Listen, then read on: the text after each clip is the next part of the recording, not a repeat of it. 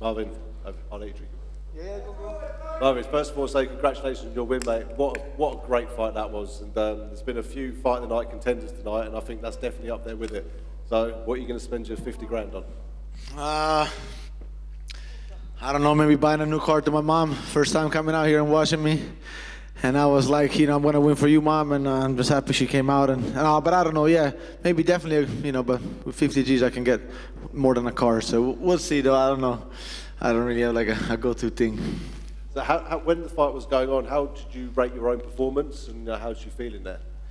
Yeah, I felt good. I feel like I picked him apart with like low kicks and in the hands. Just from the corner they told me don't go towards a big overhand because that was his biggest weapon.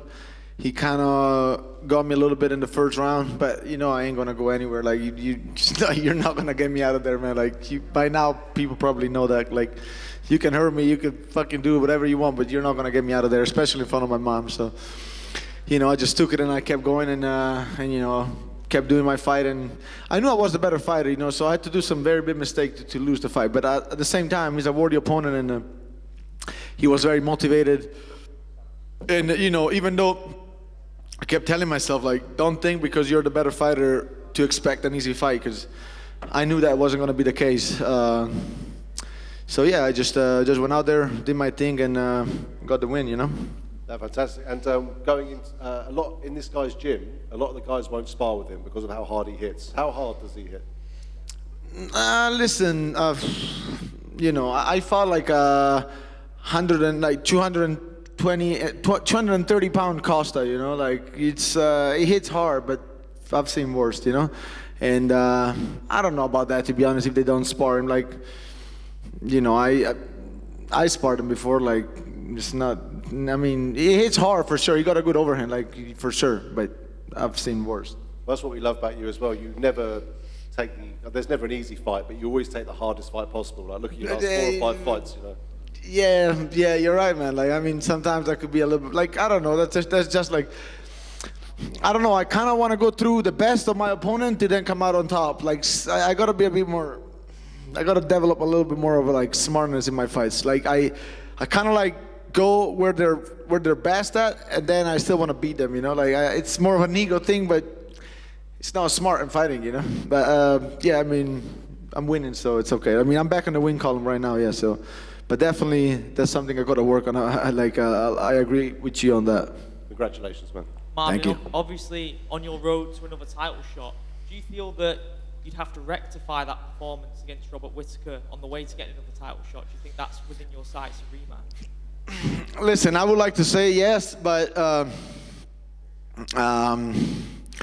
I believe I still need a few more fights, and I don't mind about it. I don't mind that, of course, man. The way I am, like I want to rush to the title, and for sure, like Pereira would be a great fight for me. With that being said, we'll see. Listen, I'm right there. Like, I always say, like, top 5. When you're in top 5, doesn't matter like if you're like number 1, number 2, number 3. Like you're in the top 5. If the occasion arise and you got some momentum behind you, like you can catch that occasion and maybe win the fight. Like there's a lot of example of that, and so we'll see. We'll see how this fight between Pereira and Adesanya will play out. Obviously, Whittaker is there, and but I'm there, and the moment you send me that contract and I sign it, you can count on me on showing up. You can count on me 100%. There's never been a time where I backed off of a fight. So, like I'm right there. That's what I can say. Obviously, Pereira is a completely different stylistic matchup in terms of what you went up against Adesanya. Obviously, like you said, you've got a few fights before that title fight would come. But eyeing up Pereira, how does that match up for you in terms of what you went up against Adesanya? I didn't really get the question, brother. In terms of what you went up against Adesanya, what threats does Pereira bring in comparison? Actually, I mean, in terms of like skill set, they're pretty similar. They're both striker. Of course, like Pereira is different in the way like he fights. He's more of a boxer. He's more like of a power puncher. He's even taller. Like he's a bit bigger. A bunch of things, but he's a bit. he's less acclimated to MMA still, you know, but he's getting there. I think they're giving him time, and with more time, he's getting there. With that being said, you know, like I believe I'm a very good matchup because I could definitely mix it up with wrestling, and he would struggle with that. But you know, I like it as a champion, man, way more than Adesanya. But I like the Adesanya's fight too. Like, you know, like we'll see. You know, like I said, like line them up. You know, like the only guy who I didn't fight yet in the top 5 is probably Cannonier. Maybe that's what's next. But listen, if somebody gets injured, I'm gonna be right there. You know, I'm gonna be active. I want to stay active, and I'm gonna be ready. And if I have the chance to fight Pereira, you can count on me for sure. Congratulations on the win. Thank you. Marvin, right here in front of you. You said that when you fight people, you tend to kind of want to fight to their strengths, and maybe that's not the smartest decision. So what was the game plan, if you had a game plan coming into this one, that maybe you didn't follow while you were in there? No. Actually, I mean, listen, we stayed disciplined throughout the fight, and with the game plan, you know, the game plan was to keep it standing. So we surely did that. But in terms of like of the standoff fight, I felt like he landed some shot that I could have avoided for sure. Like I could have just make him miss completely almost every shot that he threw.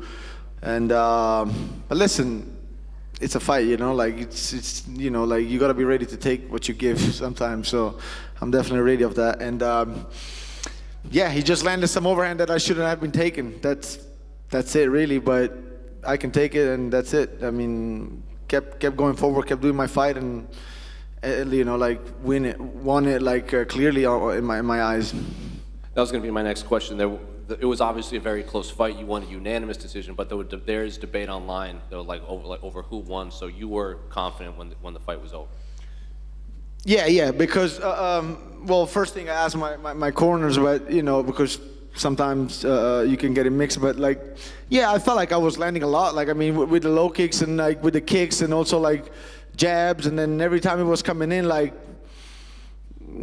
he landed those. I gotta go back and watch the fight, but he landed those, like he had like a couple of moments where like he landed, but then somebody said something. But then throughout the fight, I felt like I landed way more. You know, like every time there was an exchange, I was initiating, and most of the time like landing the low kicks and landing my shots. And yeah, I mean, I felt like I did way more than enough. Marvin, just to your right over here. Yep. Hi. With your division, I know Alex Pereira is the champion, but a lot of people I've heard would probably say that the best middleweight would probably be either Adesanya or Robert Whittaker. You've been in the octagon with them both. In your opinion, who's the better fighter out of those two? I think Whittaker, man. Like, I mean, if, like a way to put it is like if you line up like 10 very good fighters and you put both of them against these 10 very good fighters, I think like Whittaker would beat most of them. But with the way they match up, Whittaker struggles with Adesanya a little bit. That's the way I would kind of put it. But yeah, I feel like Whittaker is actually better than Adesanya.